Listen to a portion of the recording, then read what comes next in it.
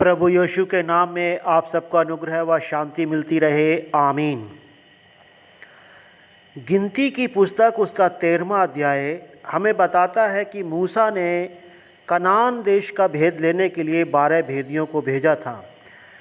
उनमें से 10 भेदियों ने कनान देश के विषय में जो सूचना लेकर के आए उसकी नकारात्मक रिपोर्ट प्रस्तुत करी और केवल दो लोगों ने सही बात को बोला, पहला कालेब और दूसरा यहोशू। और जब मूसा ने इन सब बातों को सुना और इजरायलियों ने सारे बातों को सुना तो मूसा ने तो हिया बंधाया, लेकिन इजरायली लोग रोने लगे और उन्होंने उस देश में जाने से इनकार कर दिया। जब परमेश्वर ने इजरायलियों को देखा कि इन्होंने कनान देश में जाने के विषय में इनकार किया है तो परमेश्वर ने उनको दंड दिया। दंड देने के लिए मूसा को आज्ञा सौंप दी और 40 वर्ष तक परमेश्वर उन इजरायलियों को जंगल में लेकर के फिरते रहे। परमेश्वर ने बहुत सी आज्ञाएं उस समय दी, मूसा को दी, ताकि इजरायली लोग जंगल में नाश हो जाएं। बाइबल बताती है कि उस वक्त जबकि मूसा ने ये आज्ञाएं इजरायलियों को दी तो इजरायली अनावश्यक रूप से विश्वास से भर गए। और व्यवस्था विवरण की पुस्तक उसका 1 अध्याय और 41 वचन से आगे लिखा है, तब तुमने मुझसे कहा, हमने यहोवा के विरुद्ध पाप किया है। अब हम अपने परमेश्वर यहोवा की आज्ञा के अनुसार चढ़ाई करेंगे और लड़ेंगे। तब तुम अपने अपने हथियार बांधकर पहाड़ पर बिना सोचे समझे चढ़ने को तैयार हो गए।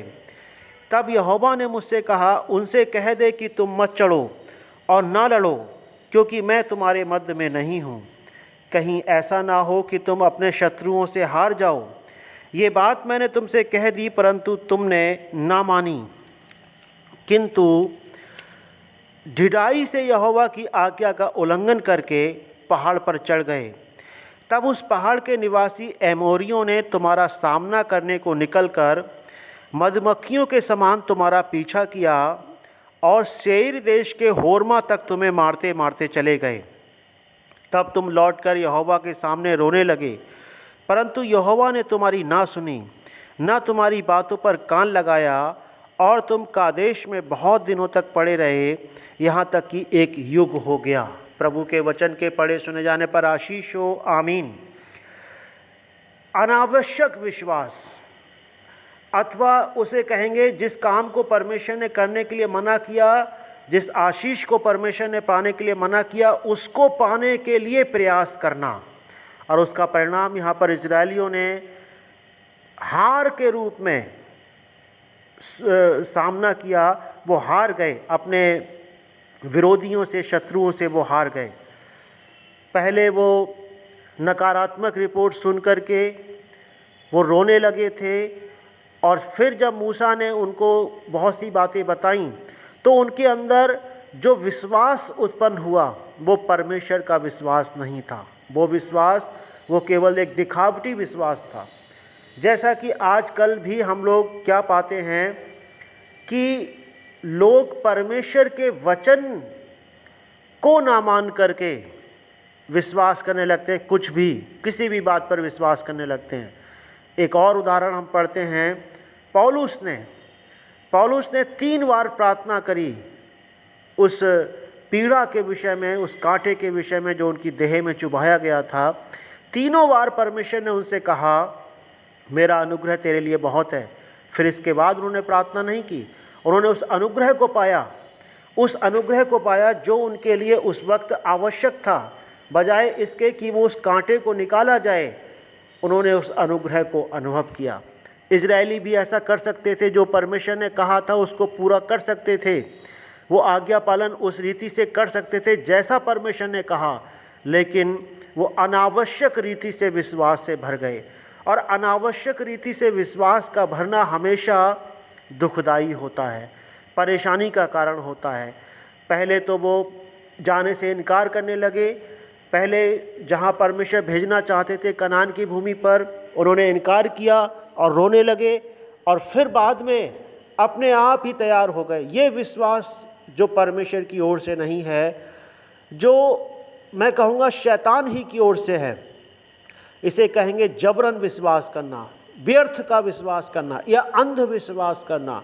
परमेश्वर नहीं चाहता कि परमेश्वर की प्रजा, परमेश्वर के लोग अंधविश्वास करें, लेकिन परमेश्वर के लोग वचन पर विश्वास करें, बातों पर विश्वास करें। एक बार एक भाई ने कहा कि प्रार्थना कीजिए कि उनको 100 कुंटल सोना मिल जाए, क्योंकि बाइबल में लिखा है कि राजा कुशरू के विषय में कि परमेश्वर ने उनसे वादा किया कि मैं तुझे पृथ्वी में गड़ा हुआ धन दूंगा।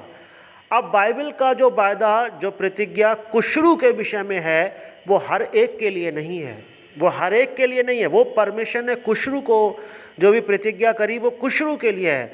वो हर एक व्यक्ति कहने लगे कि नहीं, मुझे तो परमेश्वर ने ऐसी प्रतिज्ञा की है, ये गलत है। और उन्होंने इस बात को पाया, उन्हें समझाया गया, उस भाई को समझाया गया कि भाई हर एक प्रतिज्ञा वचन जो बाइबल में लिखा है वो हर किसी के लिए ऐसे नहीं है, उसको समझना पड़ता है कौन सा वचन हमारे लिए है। अलग अलग समयों में है, अलग अलग समय में अलग अलग वचन हमारे जीवन के लिए होते हैं। हर एक वचन हर समय हमारे लिए नहीं होता, हर एक प्रतिज्ञा हर समय हमारे लिए नहीं होती, हर एक वक्त पर वो बात हमारे लिए नहीं होती। ऐसा नहीं है कि कुशरू से परमेश्वर ने कह दिया तो परमेश्वर ने हर किसी से कह दिया कि तुम्हें पृथ्वी का गड़ा हुआ धन दूंगा।